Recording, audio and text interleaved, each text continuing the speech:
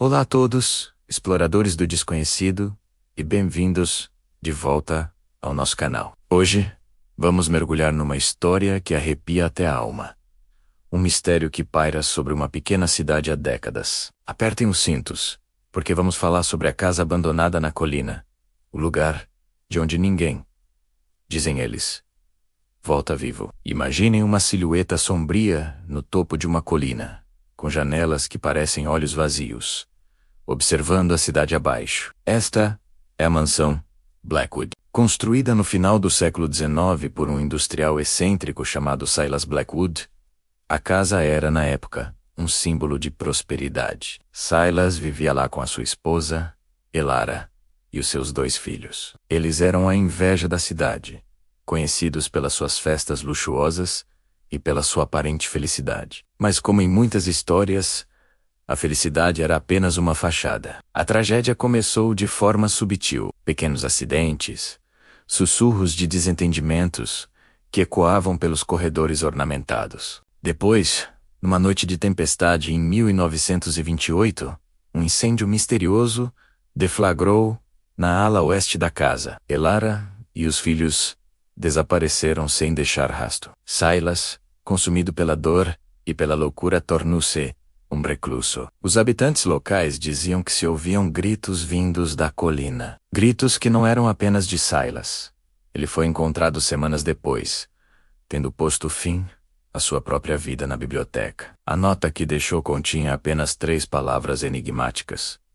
Eles não me deixam. Desde então, a casa Blackwood ficou vazia, mas nunca verdadeiramente silenciosa. As lendas começaram a crescer, como ervas daninhas, à volta da sua fundação decadente. Disse que os espíritos de Elara e dos seus filhos vagueiam pelos corredores, procurando vingança, ou talvez apenas uma saída. Outros acreditam que algo muito mais antigo e sombrio foi despertado naquelas terras, algo que Silas Blackwood pode ter perturbado inadvertidamente. Ao longo das décadas, a casa tornou-se um imã para os curiosos e corajosos. Nos anos 70, um grupo de 4 estudantes universitários, movidos pela adrenalina e pelo ceticismo, decidiu passar uma noite na mansão para desmascarar os mitos. Equipados com lanternas e gravadores, eles entraram ao anoitecer, rindo e a fazer piadas. As suas risadas foram as últimas coisas que alguém ouviu deles.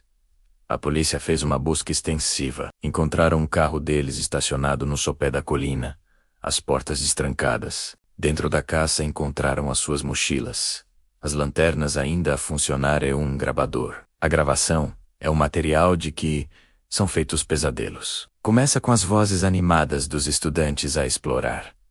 Depois, o tom muda. Ouve-se um som de raspagem, como unhas a arranhar a madeira. Uma das estudantes, chamada Sarah, pergunta se os outros ouviram. Seguem-se sussurros, vozes que não pertencem a nenhum dos 4. A gravação termina abruptamente com um grito aterrorizado de Sarah e o som de algo pesado a ser arrastado. Os 4 estudantes nunca foram encontrados. Este incidente cimentou a reputação da casa.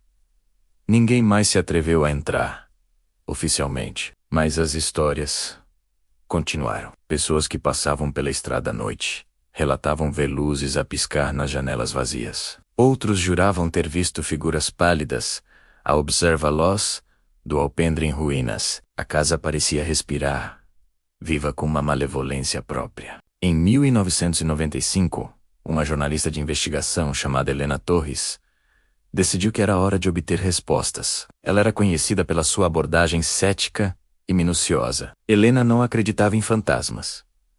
Ela acreditava em factos e explicações lógicas. Passou semanas a pesquisar a história da família Blackwood, os desaparecimentos dos estudantes e todos os outros incidentes relatados. A sua teoria era que havia uma explicação racional para tudo. Talvez gases subterrâneos que causavam alucinações. Ou uma pessoa desequilibrada a viver secretamente na propriedade. Determinada a provar a sua teoria, Helena anunciou que iria entrar na casa, sozinha, equipada com tecnologia de ponta para a época C, maras de vídeo, detetores de movimento e equipamento de áudio. Ela prometeu uma transmissão ao vivo, se a tecnologia o permitisse, ou no mínimo, um documentário completo que resolveria o mistério de uma vez por todas. No dia marcado, uma pequena multidão reuniu-se na base da colina, incluindo equipas de notícias locais e a polícia, que avisou para não o fazer. Helena, confiante, acenou para a câmara e começou a sua subida. Ela entrou na casa Blackwood ao final da tarde. Durante as primeiras horas, os seus relatórios via rádio eram calmos. Tudo silencioso aqui em cima, disse ela. Apenas muita poeira e o som do vento. Mas à medida que a noite caía, os seus relatórios tornarem-se mais tensos. Ela descreveu portas a fechar-se sozinhas, uma sensação avassaladora de estar a ser observada e uma queda súbita de temperatura numa das salas do andar de cima, menos o antigo quarto das crianças. A sua voz, antes firme, começou a tremer. O seu último contato por rádio foi um pedido de ajuda desesperado. Não estou sozinha, sussurrou ela, a sua voz cheia de pânico. Eles estão aqui. Eles não me deixam. Não me deixam sair. Depois, silêncio. Quando a equipa de resgate entrou na manhã seguinte, a cena era perturbadoramente familiar. Todo o equipamento de Helena estava lá, intacto e a funcionar. Mas dela, não havia sinal. As câmaras de vídeo capturaram imagens arrepiantes. Numa das gravações, uma sombra escura pode ser vista a mover-se rapidamente atrás de Helena, enquanto ela examinava uma estante de livros. Noutra, ouve-se o riso de uma criança, seguido pelo som de passos a correr pelo corredor. A filmagem final mostra o rosto aterrorizado de Helena olhar para algo fora da câmara, antes de a câmara cair no chão.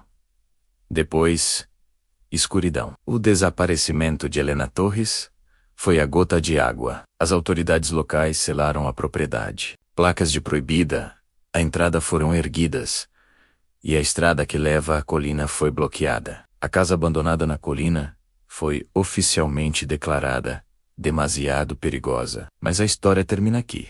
Claro que não. A lenda da casa Blackwood está mais viva do que nunca. Na era da internet, tornou-se um fenômeno viral. Fóruns online e grupos de redes sociais dedicam-se a discutir as teorias. Alguns acreditam que a casa é um portal para outra dimensão. Outros pensam que o espírito de Silas Blackwood e da sua família atormentada continuam a guardar um segredo terrível. E há aqueles que acreditam que as vítimas não desapareceram, mas sim se juntaram às entidades que assombram o lugar, presas para sempre dentro daquelas paredes. Hoje, a casa permanece na colina, um monumento silencioso e sombrio ao seu passado trágico, uma sentinela que guarda os seus segredos e as almas que reivindicou. É um lembrete assustador de que existem lugares no nosso mundo que desafiam a explicação, lugares onde as fronteiras entre o nosso mundo e o desconhecido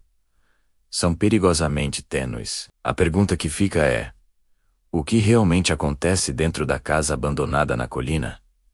E quem será a próxima pessoa a tentar descobrir? Talvez alguns mistérios sejam feitos para permanecerem sem solução. O que acham?